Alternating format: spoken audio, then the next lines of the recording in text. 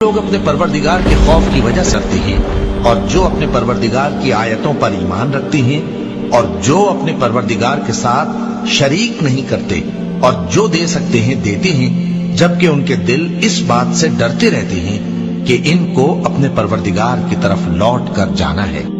یہی لوگ نیکیوں میں جلدی کرتے ہیں اور یہی ان کے لیے آگے نکل جاتے ہیں، اور ہم کسی شخص کو اس کی طاقت سے زیادہ ذمہ دار نہیں بناتے، اور ہمارے پاس ایک کتاب ہے جو سچ سچ کہہ دیتی ہے، اور ان پر ظلم نہیں کیا جائے گا، مگر ان کے دل ان باتوں کی طرف سے غفلت میں پڑے ہوئے ہیں، اور ان کے سوا اور اعمال بھی ہیں جو یہ کرتے رہتے ہیں، یہاں تک کہ جب ہم نے ان میں سے آسودہ حال لوگوں کو عذاب میں پکڑ لیا تو وہ اسی وقت چلا اٹھیں گے۔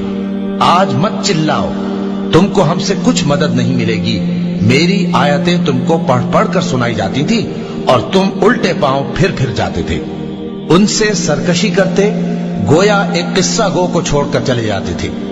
کیا انہوں نے اس کلام میں غور نہیں کیا، یا ان کے پاس کوئی ایسی چیز آئی ہے جو ان کے اگلے باپ دادوں کے پاس نہیں آئی تھی، یا یہ اپنے پیغمبر کو جانتے پہچانتے نہیں، اس وجہ سے ان کو نہیں مانتے؟ کیا یہ کہتے ہیں کہ اسے جنون ہے؟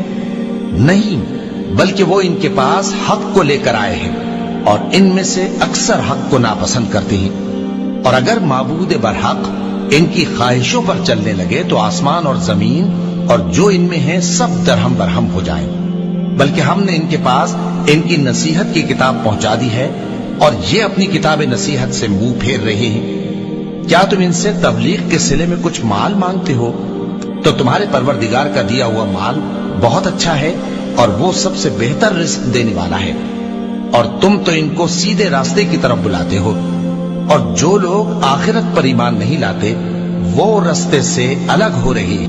اور اگر ہم ان پر رحم کریں اور جو تکلیفیں ان کو پہنچ رہی ہیں وہ دور کر دیں تو یہ اپنی سرکشی پر اڑے رہیں اور بھٹکتے پھریں، اور ہم نے ان کو عذاب میں بھی پکڑا تو بھی انہوں نے اللہ کے آگے عاجزی نہ کی، اور یہ عاجزی کرتے ہی نہیں، یہاں تک کہ جب ہم نے ان پر عذاب شدید کا دروازہ کھول دیا تو اس وقت وہاں نا امید ہو گئے۔ اور وہی تو ہے جس نے تمہارے کان اور آنکھیں اور دل بنائے، لیکن تم کم ہی شکر کرتے ہو، اور وہی تو ہے جس نے تم کو زمین میں پیدا کیا اور اسی کی طرف تم سب جمع ہو کر جاؤ گے، اور وہی ہے جو زندگی بخشتا اور موت دیتا ہے، اور رات اور دن کا بدلتے رہنا اسی کا تصرف ہے۔ کیا تم سمجھتے نہیں؟ بات یہ ہے کہ جو بات اگلے کافر کہتے تھے اسی طرح کی بات یہ کہتے ہیں کہ جب ہم مر جائیں گے اور مٹی ہو جائیں گے اور ہڈیوں کے سوا کچھ نہ رہے گا تو کیا ہم پھر اٹھائے جائیں گے؟ یہ وعدہ ہم سے اور ہم سے پہلے ہمارے باپ دادا سے بھی ہوتا چلا آیا ہے۔ اجی یہ تو صرف اگلے لوگوں کی کہانیاں ہیں۔ کہو کہ اگر تم جانتے ہو تو بتاؤ کہ زمین اور جو کچھ زمین میں ہے سب کس کا مال ہے؟ جھٹ بول اٹھیں گے کہ اللہ کا۔ کہو کہ پھر تم سوچتے کیوں نہیں؟ ان سے پوچھو کہ 7 آسمانوں کا کون مالک ہے اور عرش عظیم کا کون مالک ہے؟ بے ساختہ کہہ دیں گے کہ یہ چیزیں اللہ ہی کی ہیں۔ کہو کہ پھر تم ڈرتے کیوں نہیں؟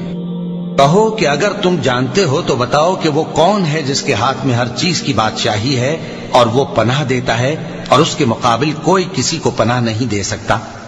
فوراً کہہ دیں گے کہ ایسی بادشاہی تو اللہ ہی کی ہے۔ کہو کہ پھر تم پر جادو کہاں سے پڑ جاتا ہے؟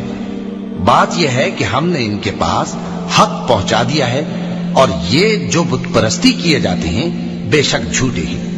اللہ نے نہ تو کسی کو اپنا بیٹا بنایا ہے اور نہ اس کے ساتھ کوئی اور معبود ہے۔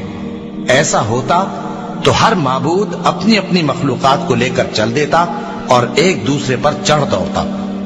یہ لوگ جو کچھ اللہ کے بارے میں بیان کرتے ہیں اللہ اس سے پاک ہے، وہ پوشیدہ اور ظاہر کو جانتا ہے، اور مشرک جو اس کے ساتھ شریک ٹھہراتے ہیں اس کی شان اس سے بلند ہے۔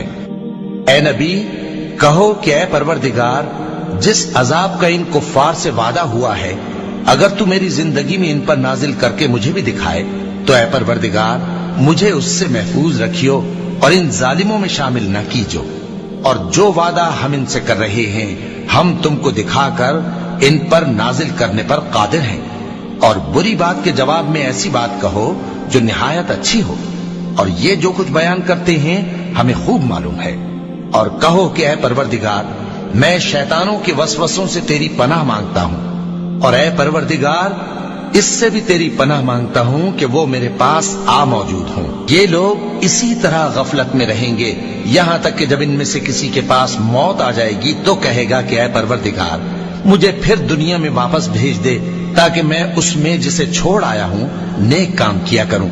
ہرگز نہیں، یہ ایک ایسی بات ہے کہ وہ اسے زبان سے کہہ رہا ہوگا اور اس کے ساتھ عمل نہیں ہوگا۔ اور ان کے پیچھے برزخ ہے جہاں وہ اس دن تک کہ دوبارہ اٹھائے جائیں گے رہیں گے۔ پھر جب سور پھونکا جائے گا تو نہ تو ان میں قرابتیں رہیں گی اور نہ ایک دوسرے کو پوچھیں گے۔ تو جن کے اعمال کے بوجھ بھاری ہوں گے تو وہی کامیاب ہیں، اور جن کے بوجھ ہلکے ہوں گے وہ لوگ ہیں جنہوں نے اپنے آپ کو خسارے میں ڈالا، ہمیشہ دوزخ میں رہیں گے۔ آگ ان کے چہروں کو جھلس دے گی اور وہ اس میں بد شکل ہو رہے ہوں گے۔ کیا تم کو میری آیتیں پڑھ کر نہیں سنائی جاتی تھیں؟ پھر تم تو ان کو جھٹلائے ہی جاتے تھے۔